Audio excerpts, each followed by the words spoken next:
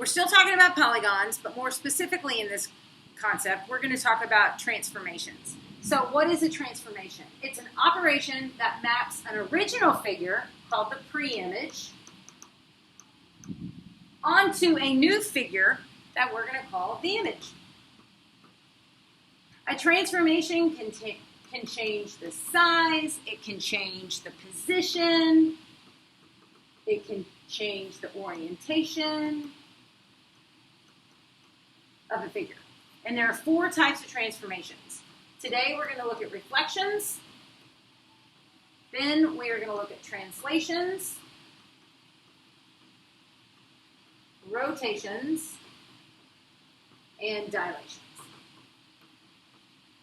On your next quiz, you will just see translations and reflections. We're going to save these 2 for the next quiz. So reflections is what we're going to be talking about today. So what is a reflection? All it is a flip over a line called the, wait for it, line of reflection. Each point in its image are the same distance from the line of reflection. And the x-axis and the y-axis are common lines of reflection. And what do the reflections result in? Congruent polygons. We're not changing the shape, so it is still going to be congruent. So we will still have that Big Daddy statement. So let's take a look at what it looks like on the graph. Okay. I am going to make my pre-image with red. So I'm going to map these points right here. So A is 1, 6. There's A. B is 8, 3.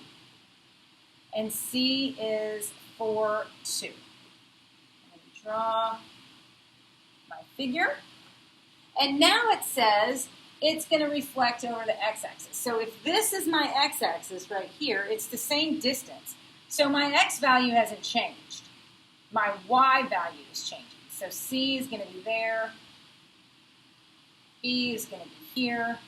And A is 1, 2, 3, 4, 5, 6. So it's 1, 2, 3, 4, 5, 6 away. And I need to be doing that in another color. So here's A, C, and B. And then I'm going to draw. And how do we distinguish our image from our pre-image? We're going to make these markings. This A1, B1, and C1 are going to represent the image. So my pre-image has no markings, but the one I crafted after is going to have that sub 1 on there. And then let's look at the points here. If I had to name these ordered pairs, I would say it's going to be 1 and -6.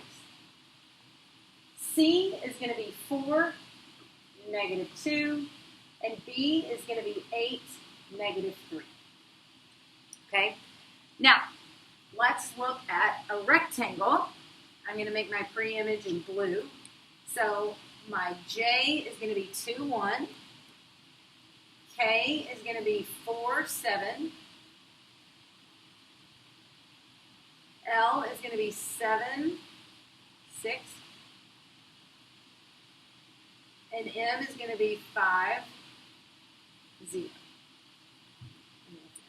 Okay. All right.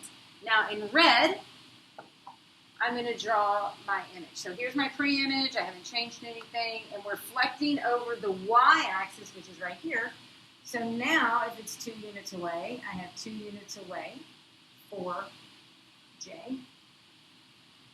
M is going to be 6 units away. K is 4 units away. And L is 7 units away. I'm going to draw my rectangle. Is that right? That doesn't look right. I think I went too far with him. M is 5 units away. Yeah, okay. Sorry about that. M is 5 units away. So I'm going to make my new triangle. And again, because it's a new marking, I have to include my sub 1. So here's my image, and here's my pre-image, and then the image that I adjusted. So when I fill in this, J is going to be -2, 1. K is going to be -4, 7. L is going to be -7, 6. And M is going to be -5, 0. Okay, let's take a look at how our coordinates affect each other. If you look at this, when it's reflected over the x-axis, my x value stays the same. My x value stays the same. The only thing that changes is I'm doing the opposite for whatever my y value is. But these x values remain the same. So A is going to remain 1, but here it becomes opposite. B is 8, but I have an opposite 3. 4 is going to be the same x value, and 2 is going to be opposite. So when it's reflected on the x-axis, my x value stays the same. It's the y value that's changing. And same thing, on the y-axis, my y value stays the same.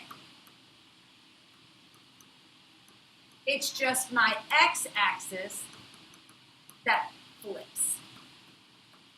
Okay, so if I remember that, x-axis, x stays the same, y-axis, y stays the same, it's really kind of pretty easy. So let's take a look down here about that rule. I know you can do more examples. Uh-oh, hang on, I gotta change the page. All right. So we're not gonna go over those examples, but if you're struggling, we can go through them in tutorials. I want to get down here. When it says look for the pattern and the reflections to create a general rule, so your x-axis, your x value stays the same. What did we do with our y? We flipped it. That's what we did, okay? When we go over here, in the y-axis, my y value stays the same, and I flipped my x-axis. So that's the rule that we're going to establish.